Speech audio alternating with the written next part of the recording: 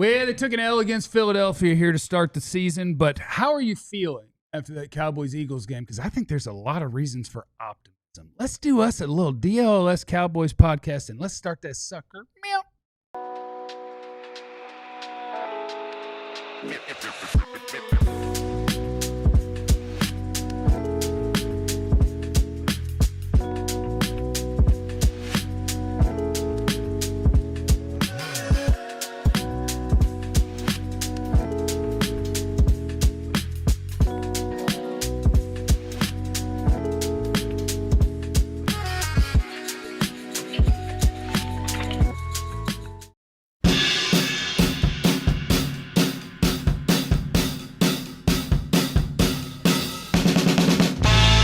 What's up, everybody? Welcome in. It is the DLLS Cowboys podcast, and they do fall to the Philadelphia Eagles to open the season.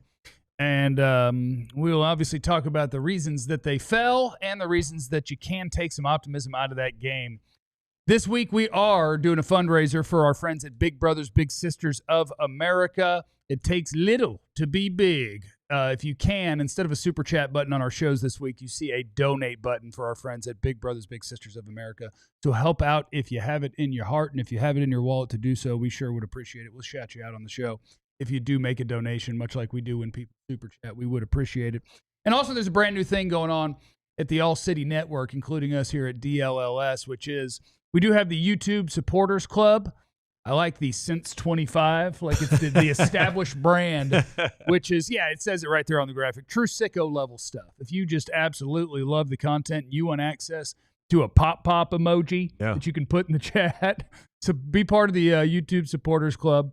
You get the official Supporters Club badge. You will get those. You can hit us with the bing bong, the emoji in the chat. And that's available to you right there on YouTube. So do the things, okay? What's up, everybody? How you feeling after that game? I want to know in the chat. Austin! First one in the chat today. Early. Austin. Even at the late night, he's back in there early. Well, it was a late night, too. Yeah, we love the dedication. It's tough when you go home and you got to change your alarm. I had to do that last night. I just realized as I'm getting in bed, like, I'm going to bed at a different time. Yeah. I had to give myself a little grace in the morning. For sure. Let's go ahead and wake up at 8:40. Yeah. That's what, not 6:30. Yeah, I said the same thing. I'm usually up like 4:30. I'm like, I tweeted last night, I was like, man, for all of you that look forward to me to be up there at 4:30 this morning, not this gonna time. be I there. see you at 6:15. Not going to be there. Not going to be there. But welcome in, everybody. My name is Jeff. I'm seated next to former Cowboy wide receiver Jesse Holley. Oh, Jesse Holley went 77 yards. It must be a reality show. I'm telling you, boy, that list of folks getting run down in Cowboy uniforms, I'm getting a lot of company, baby. That's true. Me, Alvin Harper, Miles Sanders. Miles got walked. By a linebacker. Okay, by a linebacker. In college, he was kind of an edge rusher. You know what I'm saying? There we go. Hey, listen.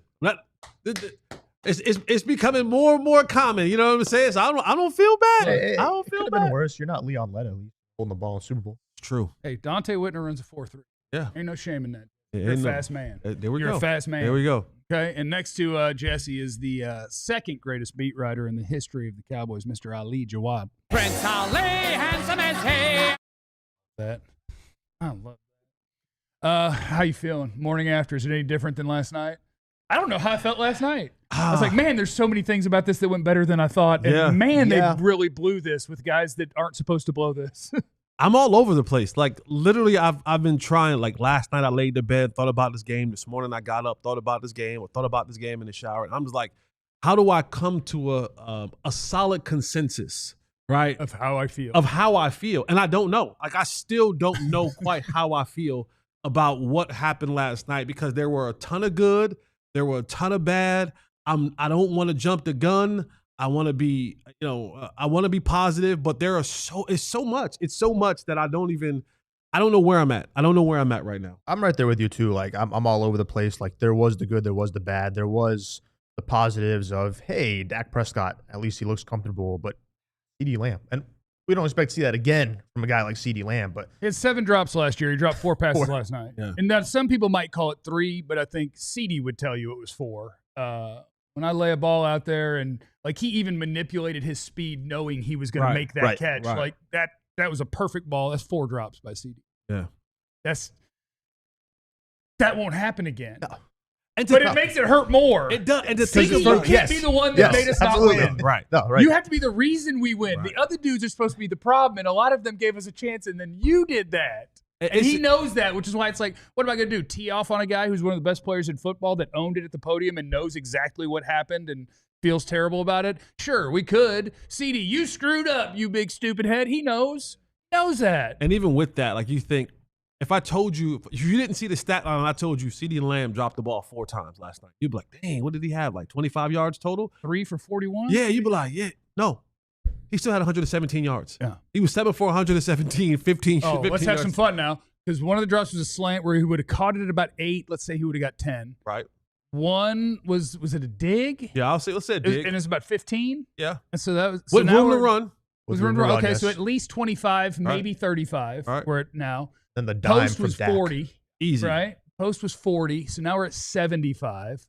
And the fourth one where he's the dunk. diving was Yeah. probably another 30. 30, 35. That's So he left 100-something yards on the field. what I'm saying. Like he would have had That was a 200-yard 11 game? for 205 and Maybe a who touchdown. knows? And Maybe a 2 touchdown. were Maybe. directly the end of a drive. Yes. One was a Right. 3rd and 10 drop. One was a 4th down drop. Yes. The other one was a 1st and 10 drop on a slant. The slant was 1st and 10.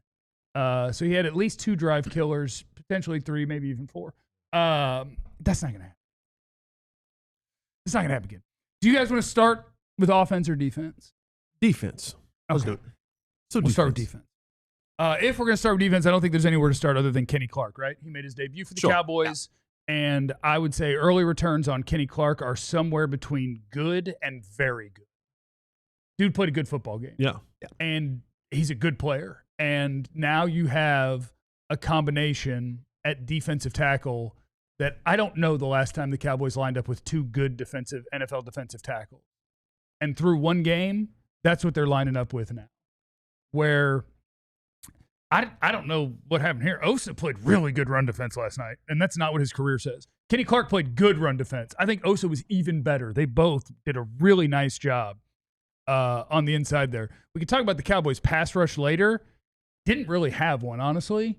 But the goal and what they were trumpeting with Kenny Clark is, look, we're going to try to be better at run defense because the guy we traded away isn't a great run defender, and this guy's a good run defender, and we need to be better on the interior. If the goal is just we wanted to be better on the interior, they're better on the interior. And the crazy part about it is something as Better be simple crazy. as, for Kenny Clark, getting off the ball. Dude, he gets Yeah. off the ball. Like when you go back and you watch it, simply getting off the ball makes a huge difference.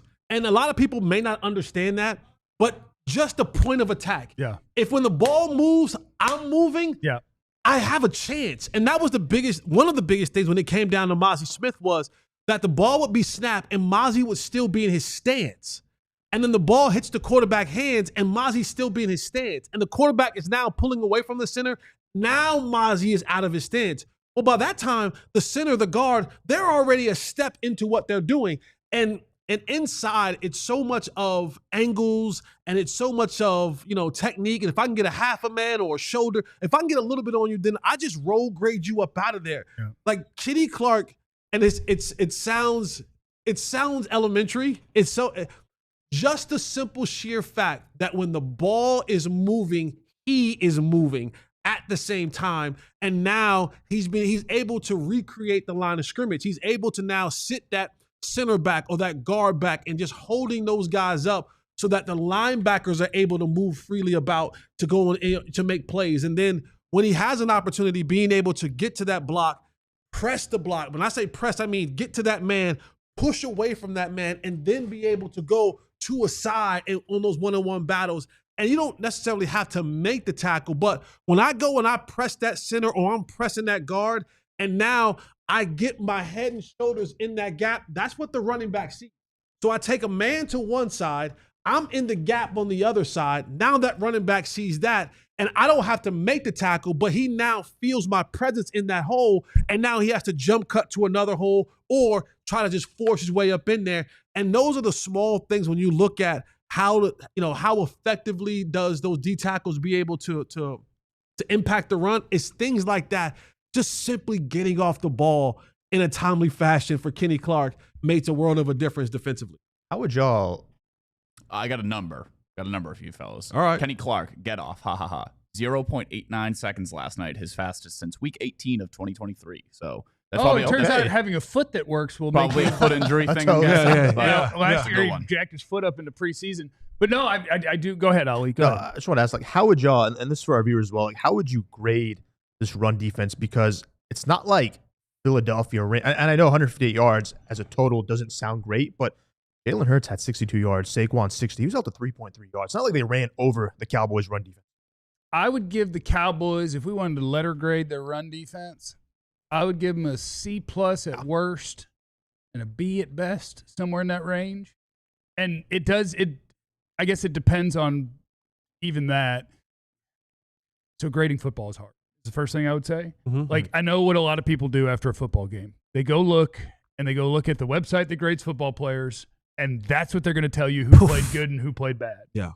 And look, if Pro Football Focus says a guy has a 12 out of 100, he probably didn't play great. And if they say he had a 99, he probably did play well. It's probably reflected. But I've seen enough of those where I'm like, that like, don't just trumpet that. Watch the game. And then if you want to, rewatch the game. And if you want to, give the NFL a bunch of money so that you can rewatch the game from the end zone angle. Because so grading their run defense, it's like, well, do you want how well man for man they weren't overwhelmed and beat by the guy blocking them? Or do you want that wasn't your job on that play? Whoops. Because when you factor all that in, I do think a lot of what happened to the Cowboys on the run plays where Philadelphia had success, you could view this as good or bad. I don't know how you view it. It wasn't that you got run over, run through, punked, whatever. It was, if you would have done what you're supposed to do, we could have stopped all of these plays. Yeah. And it was because specifically, I will tell our audience realistically, if I'm going to give you like a full film review of the game, it's probably going to be 2 days after the game. Because if I go to bed at 2 a.m. and then we do a show now, the odds of me having the whole thing in the bank are around 0. But I would say I'm 20 to 25% into having a good feel for what the guys did in this game. And if Dante Fowler doesn't just do the wrong thing 3 times, the Eagles aren't scoring 14 points on their first 2 drives. If Kenneth Murray has a feel for how playing linebacker works, Philadelphia doesn't have 14 points in their first 2 drives. So it's not that you didn't have the horses to stop them running, even when they were running all over you. The first half numbers, you'd give them an F- in run defense. They were on track to have the worst run defense in the history of football by a mile, giving up over 6 yards a carry at half. But it wasn't that, they're getting blown off the ball and there's nothing they can do about this. It's, Fowler tried to slip inside again and no one had contained. It's Kenneth Murray is playing as if run defense is him versus Saquon Barkley and he doesn't have a lane assignment. He's taken Sanborn out of the play.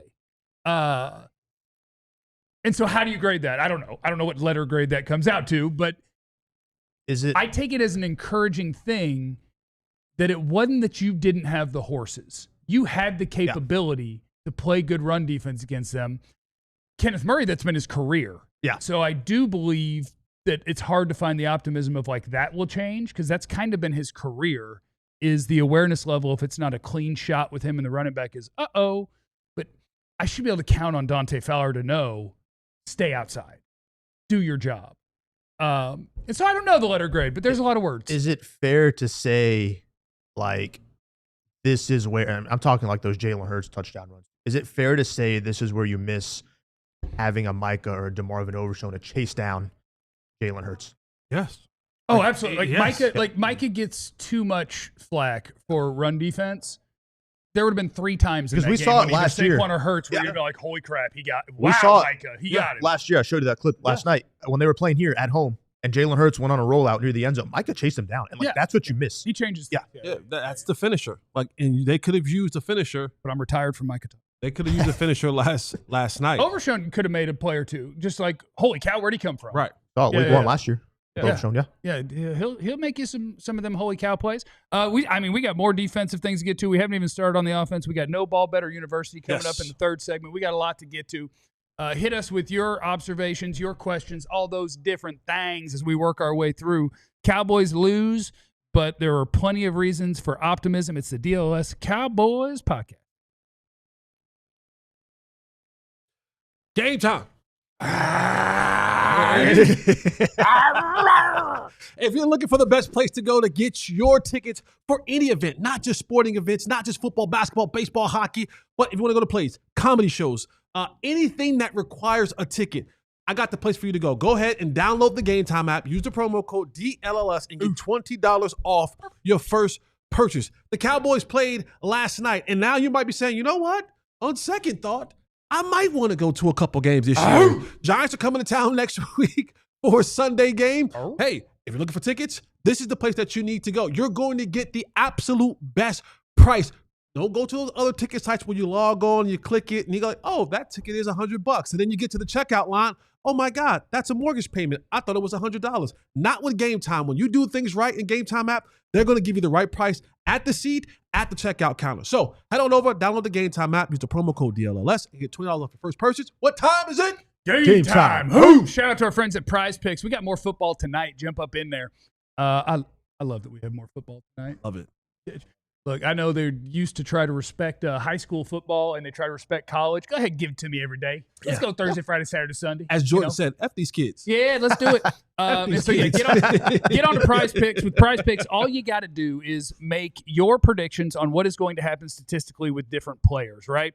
So Saquon Barkley last night, you could have picked more or less than half of a touchdown, which I did, and I said more, and I got it. But I also thought he'd have more yards. So that didn't work out for me. Just got it on carries. I did below 19.5. He had 18. There you go. See, Ali knows what he's doing. And what you do is you combine all those 2 to 6 players. If you get the picks right, you can cash in with a bunch.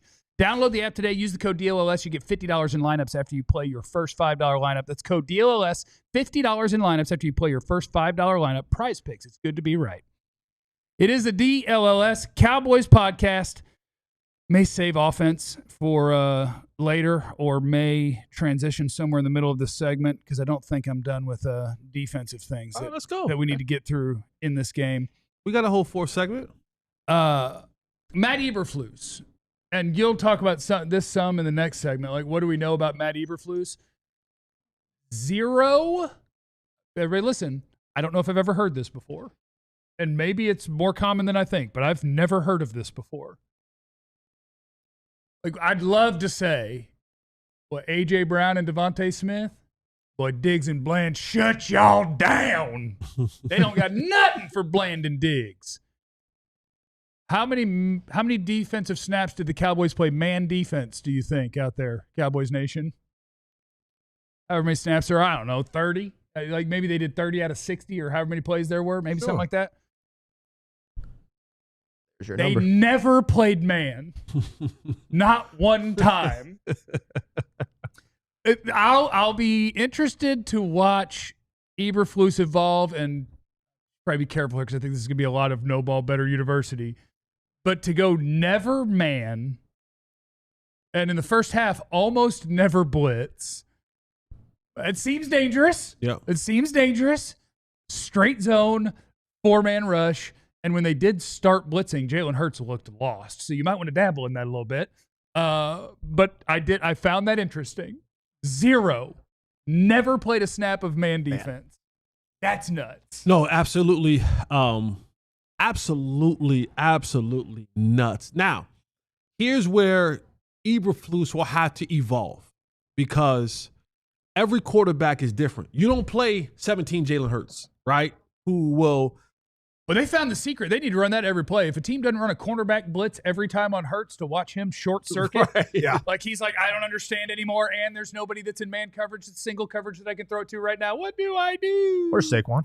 But if you don't get to him, now you create the running room that now he has a bunch of running room, and that can kill your defense. But where Eberflus has to evolve is, if you're going to be a zone team, and that's what Eberflus is, right? He's going to play, and we'll get more into that in the next segment. But your guys up front you have to find a combination of dudes up front that allow you to be 4-man front that gets pressure to the quarterback. So what you're telling me is now that you have 4 first-round draft picks in the next 2 years, if this team starts stacking together some wins at the trade deadline, you better go find me a pass rusher. You need to, because like next week, right? This week coming up, they'll take on. What Russell if they trade Wilson. one of the 2 ones back to Green Bay for Give Micah Micah. and have a 1 left over? If Micah raises hell up there, he's like, I don't even like y'all. No, it's fine. Take him back. Can we get one of our picks back? I love it. But if that's like you look at Russell Wilson next week, and this is the thing about zone coverage. Zone coverage works well when you're able to create pressure up front, because he doesn't have time to sift through all of that stuff. But if you're not getting pressure and he has time to sit back there, the opposite about a zone is there's holes. And most of the time, if you have a little bit of time, you can find the holes.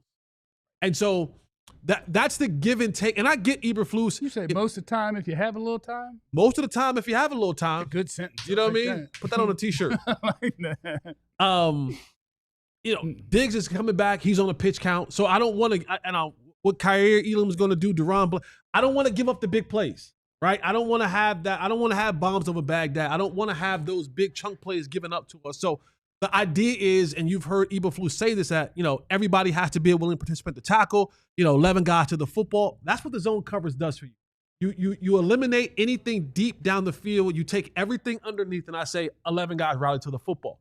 And you play the percentages. You hope that at some point in time that you have a James Houston come in and he makes a play, or you have a Dante Fowler comes in and he gets a sack, or he makes a guy creates pressure, or that quarterback has a misread. So you play that percentage game when you run those type of zones. But the key to a zone is being able to not hang the 7 guys that you have back there in coverage out to dry by creating some sort of pressure up front. And again, like simple math tells you that we're only rushing 4. Yeah. They have 5. Someone's getting double. That means, either Osa, Kenny Clark, or whoever one of those guys that are playing in that defensive tackle spot, one of those guys are getting doubled. One of those guys are going to have a center guard on him at some point in time. Yeah. Now, Ezeraku, Fowler, Nealon, Williams, whoever that is, you have to be good enough on a consistent basis to create pressure and win your one-on-one matchups. I thought, Ezeraku learned something in this first game. Yeah, they strong. Yeah, they fast. Well, he learned you will get swallowed. Yeah. Like Jordan Mailata is a big old dude. Right. And when Donovan Ezeraku would try, and also don't telegraph a spin move. Don't start against a guy spinning way 2 bigger yards than you. away. No. Sam Williams, guess what? He learned something. Sam Williams, you need to have more moves. You got speed and power. And running down the middle of Lane Johnson, he's like, thank you. If you're going to just run down the middle of me, I'm just going to grab you and we're going to dance. Yeah. That's it. So it's for those guys on the outside, as they continue to go on through this season, they have to get some better pass rushing if that zone defense is going to work on the back end. Anything you want to add real quick? We're going to go to Clarence. Yeah, leading receiver last night for the Eagles, Jahan Dotson, 59 yards. If you told me that was going to happen. And that's really one play. Yeah. One play. One play. Which, look, that was a great ball. It was. That was a good ball. That was a good ball. And shout out to Dotson for catching the post when somebody threw a dime on a post route. Shots fired. Shots fired. Shots fired. Shots fired. That's a good looking camera shot of Clarence there. As we see. Oh, there he There goes. he is. What's up, Chill? What's up, guys? Man, I'm doing a layover in Atlanta as I head back to Dallas, and I'm glad you guys were talking about the pass rush and the rushers. You look at last night's game, and based on what we saw, based on everything we saw in camp, there are a lot of positive takes from that game, but the pass rush, the lack of pass rush, remains a top concern without Michael Parsons. And certainly you like the young guys. We know they will get better. Ezeraku and those guys learn some things, but that's the biggest concern. But, Shotty said there's no moral victories, right? And there are no moral victories. You lost in this division game, and it hurts. It's 1 of 17. But considering all the distractions, the trade, no preseason snaps, there were a lot of positives to take from that game. I don't know if that's carrying the water or whatever else. No, I don't think so. But, yeah, there was some positives. The offensive line was a positive. Dak Prescott and coming off no snaps and not playing last year, he was throwing dimes out there. Those balls, he's going to be magnanimous and said, yes, I those seam balls, I could do better, but Ferguson should have caught that ball. CeeDee should have caught those balls. That would have been a difference in the game. And go ahead. I don't know. So we're doing the post-game show, and then we're turning around and doing another show, so I can't claim to know what literally anyone said after the game, and I don't think this is even a topic anyone would bring up right after a game. But Maris Leofau barely played. 6 snaps. And in my initial film review of the morning, I would say that neither Kenneth Murray or Jack Sanborn Watch your mouth now. played a real good football game. Watch your mouth on my Sanborn. Will there be mention of that? Look, if I'm power ranking him, Murray was worse. I will say this: Sanborn, when he has a chance to make a tackle, makes the tackle. It's just everything around it, which is probably why he hadn't been a starter yet. It's like he's a good football player. He's probably a little overmatched athletically in a lot of ways. But like Maris Leofau, for the way he played in camp in the preseason, the fact that he's the odd man out so far, I find interesting. Well, yeah, because it's like Damone Clark. We've seen him for 3-4 years. He's who he is. I mean. And I think Clark's the one that just catches crap for no reason. Like, I think Clark was your best linebacker yesterday. Well, none of them are plus players. Let's be honest about it. None of them, not even. They're not plus players. And I'm sorry, Jesse. Sanborn is who he was. He's just a guy. He's just a guy. And Jeff to say that he makes the tackle, he got juked out of his shorts. How many times? I mean, come on. Once. His jock is still over on the other side of the field. But, I mean, yeah, the linebackers are not plus players. And that's the thing about the defense is you don't have any difference-making guys. And I think Osa played well, and certainly Kenny Clark played well. But who's going to be a difference-maker up front when you don't have Michael Parsons? And that's what you worry about. Yeah, that's the thing that we talked about in the press box was Leofau and why he needs to play more. When he's on the field, he flashes. He's violent, he's physical, and it makes no sense that he was not, didn't play more. Why is 18 getting more snaps than Leofau? I don't understand that. We've seen Clark.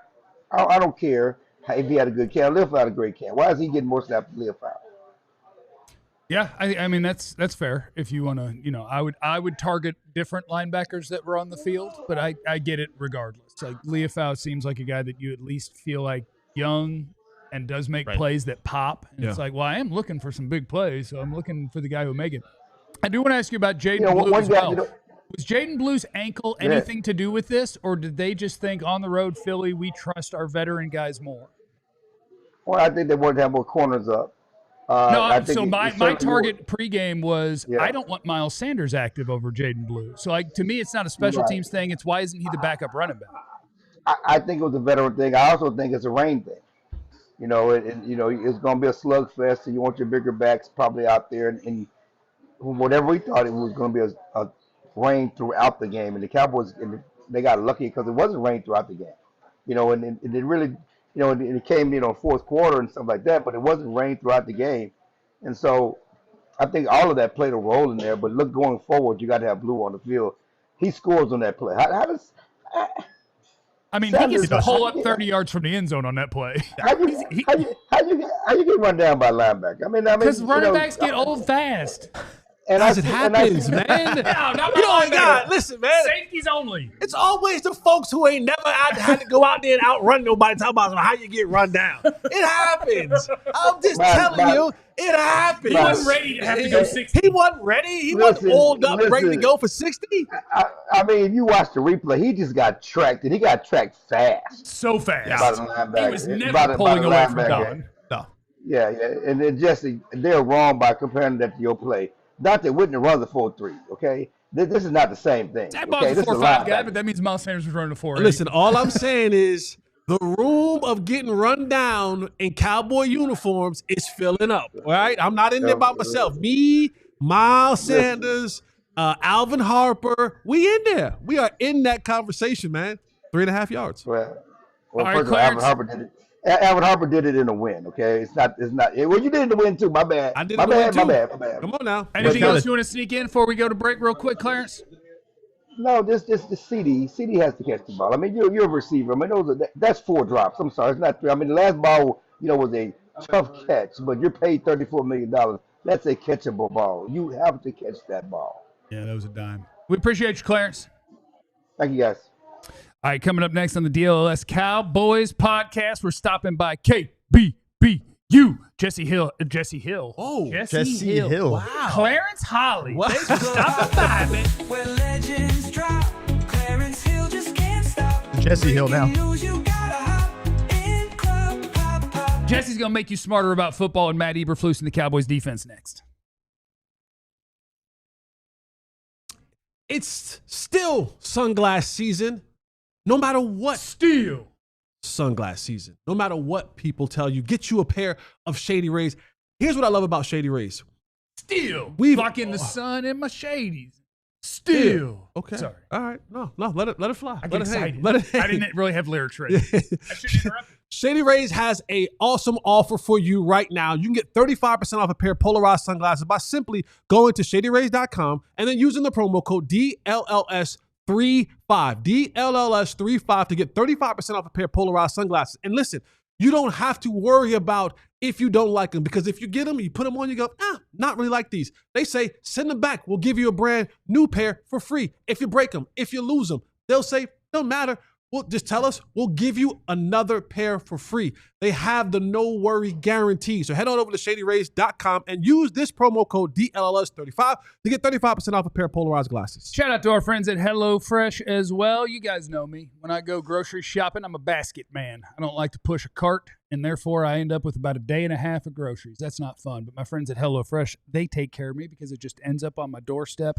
And they've evolved into a way where whatever your diet is, whatever sort of meals you're looking for, they got you. They got ones that you can have ready in a couple of minutes. They got ones where they'll give you the pre-portioned ingredients and you can put it together. Whatever your dietary restrictions, whatever you want to do, our friends at HelloFresh will take care of you. They've got you. Every HelloFresh meal uses high-quality ingredients, including seasonal fresh produce, proteins that travel from the farm to your doorstep, flexible deliveries that you can pause or skip when you need. So hit up our friends at HelloFresh. Use the code Cowboys10FM, and you'll get 10 free meals with a free item for life, one per box with active subscription. Free meals applied as discount on first box. New subscribers only, varies by plan. It is the DLLS Cowboys podcast after the Cowboys fall to the Philadelphia Eagles. Instead of a super chat button this week, we do have a donate button for our friends at Big Brothers Big Sisters.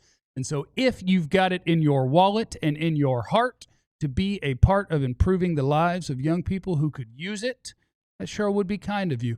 And I have seen, I believe in the chat, a couple of pop emotes, which means I think we've had a couple people take advantage of the new our YouTube dealio, where you can now be a full-blown psycho and sign up to be a part of the YouTube supporters club and end up with our exclusive emojis, including the pop emoji. So you can do that, the YouTube Supporters Club, and we appreciate it. All right, it's time to stop by the KBBU No Ball Better University. Yes, sir. It's your boy, Jay Holley. The KBB No Ball Better University class is now in session. I am your professor, Jesse Holley. And what we're going to break down today is how did the Matt Eberflus defense defend Jalen Hurts? We said it in the other segment that when you looked at what they did in this game, Matt Eberflus is known to be a zone defensive coordinator. That's what he does. Well, in the game last night versus the Philadelphia Eagles, he played 100% zone coverage last night. And you look at the top of this graph right here, you see cover 3 is what he likes to play the most. And so we're going to look at a play right here. And now, look at this formation at the top of this ball. You see 2 high safeties right now, and it may look like it may be some sort of cover 2 or cover 4 type situation. But as this play begins to evolve, this is going to go into a cover 3 buzz, right? You're going to have that safety come down and to kind of play a little bit of that hook flat area over where the tight end is at. That other safety on the opposite hash is going to flash to the middle of the field. Luce knows what he's doing. He's like, let me get Donovan out of that deep half. He knows. He knows. This is like my tackling safety. And you see the cornerbacks on the outside, Kyrie Elam at the top, and then you got Deron Bland at the bottom. They're going to play the deep thirds on this defense. Now, here's the thing, and we talked about it in the last segment, but here's the thing when you go to the cover 3 zone, that you got to be able to create some sort of pressure up front, because when you look at it, that guy's covered at the bottom, that guy's covered in the middle, that guy's covered on the outside. But when you look, there's a cone, and you'll see it better from the backside. We'll get to that. There's a cone setting up in there, and so the zone, it has open pockets if the quarterback has time to get to them, right? You get the right route combination. And you got the right combination as well. But this is what you want. You see that guys are covered all across the board. And this is how you want to play this. Eyes back in the backfield, so they're seeing kind of when the quarterback is ready to throw. Their hips are opened up, so no deep passes. That's one of the things what the zone does. It eliminates all of the deep passes, all of the big chunk plays down the middle of the field. And you've heard Eberflus talk about this. Hey, I want to be able to keep everything in front of us, and then 11 guys rally to the football. And as you can see right here, it's there. Jalen Hurts, his eyes, what you know about Jalen Hurts, the quarterback, is this. This is not a quarterback like a Josh Allen, like a Patrick Mahomes, who reads through multiple progressions. He's the kind of guy that's trying to find his first read, and if he doesn't find the first read, he malfunctions. And so the thing about that is that this is why pressure and coverage goes hand in hand, because if he can't find his first read and this pressure, he malfunctions and he'll just fall into a sack. Like, he's not really trying to get out of there and process this thing through. But as you can see, the other guys are pretty much covered. And so now his first read in this one is the tight end right there underneath, where he locks in on that. You like to have better angles from your linebacker and your safety, but this is what they want to do and say, hey, you know what? Throw underneath, we'll rally to the football. Next one. All right, so when we look at it from the back, this is the cone that the offensive line created. I told you, when you have a 4-man front, by simple sheer math, you're always going to have 5 offensive linemen, center, 2 guards, 2 tackles. So if you're only rushing 4, one of these dudes are going to be double teamed. You see in this picture, it's Osa on this particular play. He's double teamed right there on the left-hand side. Somebody whoop somebody. So now here's what you got to have. You got to have your outside guys. To the left, you see 54. That's Sam Williams. Sam, you cannot run down the middle of that tackle. That's Lane Johnson. That's one of the best offensive tackles in the game. To your right, you see that's Dante Fowler against Jordan Mailata. You got to bring something. This is what you don't want from your defensive rush ends. I know that you want to create a cone and keep Jalen Hurts locked in, but now when you see this, he has so much time to sift through things and watch things. Here's where we talk about Kenneth Murray, okay? Kenneth Murray, when you're looking at this in the zone, as you're looking back at the quarterback, his eyes is looking to your left. Start moving that way, buddy. Start going that way. You're still stuck in mud looking at the quarterback, and he's already shown you, kind of almost declared to a point in time where he's going to your left, and you're still looking back at the quarterback. You've been looking at him since the ball was snapped. As his head turns, you should be moving that way. That's the area where you have the hook curl right there. So don't just stand there with your feet in your feet in mud. Get moving, buddy. Get working. He's already declared, here's where I'm looking at. Here's what my eyes are showing me. I got to get moving that way so that I can now either deter him from doing that, maybe get in there and disrupt the pass a little bit, or be closer to the target to where maybe he even thinks or second guesses throwing to him. Right now, this is an easy pitch and catch for a guy like Jalen Hurts, because that's what he likes to do. He likes to find that first read, that thing underneath, and then he wants to go to it right now. You don't have the pressure from your guys in the middle of that to make him short circuit. You're taking away the deep balls because you're in cover 3, the guys underneath, and this might be our 2 kind of worst cover guys, Kenneth Murray and Donovan Wilson. You got to be able to eliminate these particular throws that you see right here. Eberflus, when you're running this cover 3 defense, that particular one right there is cover 3 buzz on that one. When you run these kind of defenses, what's imperative is that you're able to create some sort of pressure with the guys that you're rushing up front with the front 4. If not, there's always going to be holes in the zone. The more time the quarterback has, the more ability that they will be able to make winning plays. You're not going to play Jalen Hurts every single week, right? So you're not going to get a guy who short circuits after the read. You got Russell Wilson coming up this week. Now, I'm not saying Russell Wilson is the best quarterback in the league, but Russell Wilson will process some things. He will go through some reads. You put Jameis. A lot better than Jalen. Yeah. And you put Jameis.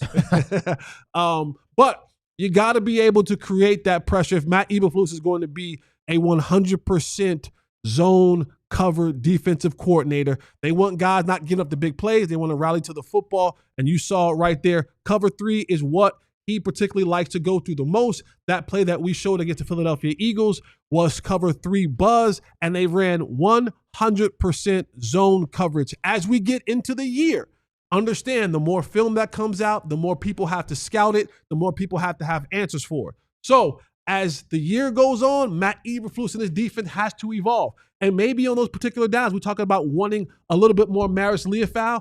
Maybe that's Maris Leofau out there. Maybe there's some other guys that they may play in these different packages. But you got it. Well, Lamar James got to get into a uniform. He has to find his way into a uniform to be out there. I got a couple of guys I can take that uniform from. You got to get the uniform out there, Lamar James. So, yeah. So that right there is your No Ball Better University breakdown of Matt Eberflus and how he defended Jalen Hurts with the cover 3, 100% zone that the Cowboys defense played all game long against the Philadelphia Eagles. They had a chance. But I will say, boy, you need a finisher out there. They didn't run man one time. Nope. Yeah, so tracking what this defense is going to do will be fascinating. Better be fascinating. Just because it feels like such a giant missed opportunity because of some of the things that I feel like you learned throughout that game. We're one game in. Maris Leofau may play more snaps. Some of your linebackers may play better football, et cetera, et cetera, et cetera. But through one game, it looks like with a 4-man rush, you're not going to be able to generate a pass rush. With your 4-man rush that's not generating a pass rush, you don't appear to have I like the way that Clarence said it. You don't have like a plus players in coverage at linebacker. Right. So despite that, against the defending champs, easily could have won that game. And I feel like that's the sort of thing that will bite you. Where I'm like, okay. So in a game where your game plan and what you're kind of saying that this is what my defense is, don't think that those 4 that you need pressure from are necessarily up to the task. I don't think the guys at the first level behind them in coverage are necessarily up to the task. And you had the champs on the ropes. But see, this is where it comes down to. We always talk about the league is a game of inches. 3 or 4 plays you go back and look is the determining factor of the game. Right. The thing that the Cowboys have faced, and it feels like 10, 15 years, it's when you play the team that are good as or better than you. You come up short because you just don't have the horses to make the next play. Because even if, let's say CeeDee goes out there and he makes one of those catches, right? Yeah. Pick one, right? Let's say the post. We can have Ferg just catch the touchdown that hit him in the chest. chest. All right, cool. That's fine. He catches the touchdown.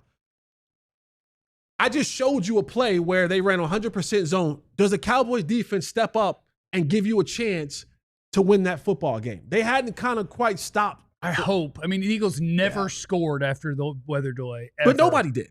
Right. Nobody scored after the weather delay. But if you go score, do they then suddenly go score? Do they change up how they do it, right? Because they like, listen, they can't do much. We can't do much. We have the lead. Let's just milk this thing, right? So it's like that's long been the Cowboys' Achilles heel is that when it comes to them winning the close games against the talented, equal to or greater than talented teams, they a lot of times falter because of the holes that they have in any particular time of the game where other teams exploit them.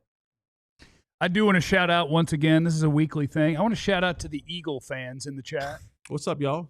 Because once again, the defending Super Bowl champions who've just won their season opening football game are watching Cowboys content because we love it. That's how much they think about the Cowboys. Hit the likes while you're here, Eagles fans. Yeah, hit that like. Don't just be in here. Hit the like button. Donate to Big Brothers, Big Sisters. Yeah. I know you're not happy, but help other people be happy. If you're going to be here, love, though, right? If you're going to be here, don't just be here, right? Don't just be here, Eagle fans. Be here and contribute. Yeah. Don't just, you know what I'm saying?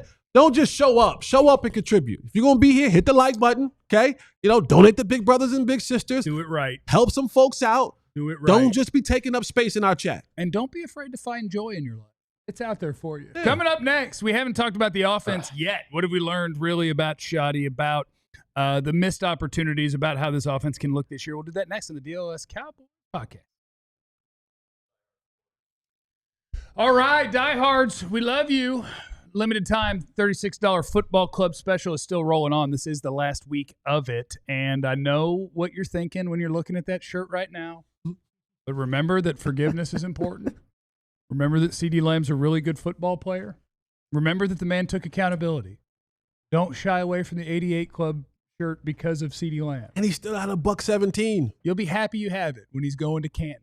Yes. You know? You will forget this game eventually. And then you'll be like, yay, I got that really fun 88 Club shirt.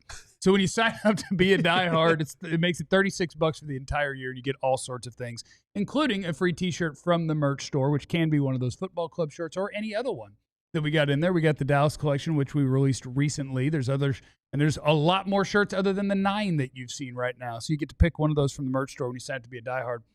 And then you also get an ad-free experience on the website at alldlls.com. You get access to our diehard level content, which is a lot of the articles that are written. You get into our Discord, which is Ali, what are you writing about right dang now? What have you written about recently? Just published 3 takeaways from yesterday's loss, and me and Clarence gave a short instant analysis and reaction from yesterday's game. All right. That's what I'm talking about. And on top of all that, we do have a Discord also that you get invited to, where we've got a bunch of different, I don't know the words for Discord, and I use Discord.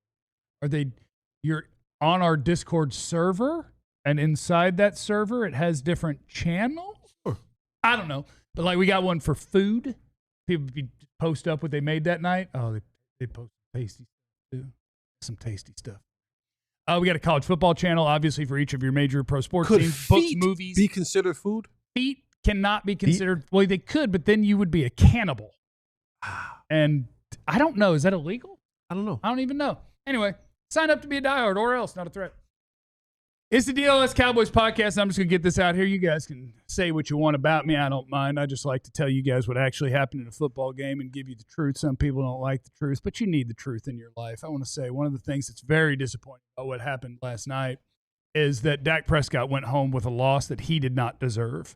By the time you got to halftime, his stat line looked great and he was playing great football. By the time you got to the end of the game, he had played great football and the stat line didn't look good anymore because people started letting him down. Was he perfect?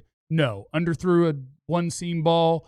Steele got smoked and he wasn't able to finish the throw, but he did about throw a pick to end the game. Like, he had moments that were not wonderful. Yeah. But on the whole, that result of that game is definitely not one that Dak Prescott deserved. So I would take that as a positive, that the guy that you probably need to be back to the form of a couple of years ago, he does things that normal person, I don't know how many have an appreciation for. Dak Prescott does the things when it comes to these movements in a pocket, when it comes to I'm always going to have my platform ready to throw. I can feel where that throwing line. He does all of those little things so well that don't pop off of a screen so you don't realize. Quarterback looked for one game like he looked a couple years ago when he was the runner-up for MVP, and he did not deserve what happened to your team in that game. He deserved Ferg to make a catch, CeeDee to make some catches, and for you to end that game with a W. Your quarterback was the better quarterback on the field and took an L because people let him down, and that sucks. My icing on the cake of this game was the Cowboys beat themselves, not the Eagles beat the Cowboys. That's how I sum it up after taking the night to sleep on it. Yeah. And primarily from the offense, like the drop passes, Jake Ferguson. And the turning point of the game to me was the fumble, but then also the decision. Jeff, I know you were very riled up on the 2-minute warning yesterday. I didn't like that either. You would have had 4 timeouts. Yeah. You would have had another chance to get the ball back. And so, no, it's not fair for Dak Prescott because he wasn't perfect, like you said, but he still played a solid game. You feel good after 1 week knowing, hey, he missed 10 months. He was out 10 months of football, and he looks comfortable throwing the ball. He moved around very well. But I do think this is a game where the Cowboys beat themselves more than the Eagles beat them, and it falls really more on the offense than I would say on the defense. And let me be a man. Be a man. Because I'm 41. You know what I'm saying? Samesies. I'm a man. Yep. I'm 41. Okay, I can be a man here, and I can tell you. Way to go, Shotty. Way to go, Shotty. Shotty. Way to go, Shotty. Jerry gave him some praise, and I agree with him. My eye's still on you. Don't think after one game I'm not gonna be on you. I'm still watching you. But one game in, as the head coach / offensive coordinator / a person that is calling this offense, you were a man of your word. In particular, the motion. Yeah, okay. In particular, the motion. My favorite part of the Cowboys last night. Mina Kimes. And this is from Mina Kimes. It's according to NetGen stat. Dallas used motion at the snap on 42% of the plays last night. Last year, they ranked 29th league-wide in motions at the snap. 42% would have ranked them 4th. So, Shotty, I can be a man and stand up here on a Friday in front of the world and say, job well done. Job well done. I still on you. I still on you, brother. Wonk out on you. You came out last night. I don't think you were overwhelmed by the moment, right? Like being a head coach, the emotions of going into it on the road, hostile environment. We didn't know what you were going to be like as a play caller. First time out. Job well done, Shotty. Job well done. You put together a game plan that gave your football team an opportunity to win this game. Now, you can't control what happens with the players on the field, but you called enough good plays. You did enough good things on your side of the ledger as a play caller to give this team an opportunity to win. And for that, I'll say it. I'm did well. I'm man enough to say you're sorry. I don't know if I'm sorry. Yeah, I saw you. It's a week-to-week thing. I wouldn't go Jesse. that far. It's going to be a week-to-week thing. I'm just saying. He was getting a little stopped up when he was like, what am I supposed to say now? Like, I just want you to know that you're okay. You're okay. You're all right. You passed this week. You get a passing grade this week, Shotty. He got it for me from the start of the game when Jalen Carter was ejected. It's like, hey, remember that guy that was supposed to line up there? Let's run the ball in that direction. Yes. Let's go that way. Directly into the hole that he was not there to occupy. And I do think, so the numbers that we just talked about there, to me, those are almost non-negotiables in the NFL.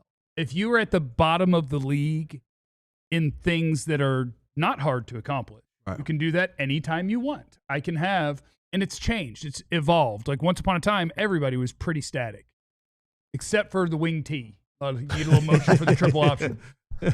But once upon a time, you could just see that the teams who would go in motion, period, more yards per play, it's more yards per run. You're just giving the defense something to think about and try to get people moved out of position, create an angle, whatever. And then the good teams, it's evolved even further, where now it's not just, we're going to go in motion and see if you'll show us that you're in man defense. It's we're going to be in motion while we're snapping the ball because of, you drew up, I don't remember if it was yesterday or the day before, it just creates a conflict even for a corner who it's okay, the outside guy is considered 1. That guy inside next is considered 2. And then if the tight end's on the same side, there's 3. It's okay, if I've got 2 and he's got 1, and at the snap, he's directly behind this guy. Which guy's 1? Which guy's 2? Right. Did you just create a pick for this guy? Did you, all of those things are easy ways to generate easier things for your offense and for your quarterback. And so when you're at the bottom of the league, I just think that's malpractice. Yeah. And so to hear it talked about and for 1 week see it executed, that yes, I know the cheat codes in NFL offense, and yes, we are going to lean on them. We salute you, Shotty. We salute you for doing the right thing. We do it. I thought, now I'm going back and forth because last night, I think, Jesse, you might have even talked me out of it. I thought that Javonte Williams ran the ball well for this team, and I thought that he's an even tougher runner than I gave him credit for. But then you kind of hit me with, right, but that's the part we knew he did have. Right. And I'm right, but I think he did it even better than I thought he would, and I should give him more credit.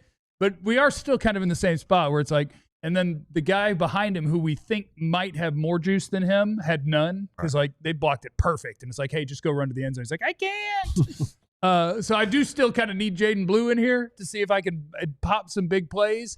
But I want to give Javonte Williams credit because I do think when you're getting into the short yardage and when you're getting down to the goal line, the fact that he did run for 2 touchdowns, that sort of physicality, being able to finish where we're in a spot where I really need 6 points by just calling a simple handoff, that's nice to have. And so I do want to salute Javonte Williams. Okay. For having I think he has a little more than I thought he had.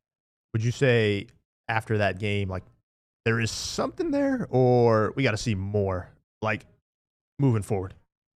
I mean, on the whole, I don't want to just stat scout it. Like 3.6 yards a carry is not good. No. If we ended the year and you were like, Javonte Williams has 1,100 yards on 3.6 a carry, I'd be But, like, well, that was an inefficient season. Sounds Yeah. like we should have been handed to someone else. Bits But and just in the pieces. flow of that game, I was like, I think he did the job. I think he did the job well in that week. I still think that if you can find a way to get the ball in the hands of guys who have a chance to make you bigger plays, he would be served better with Jaydon Blue playing than with Right. Miles Sanders coming in, where it's like, Right. hey, the change of pace is just more of the same.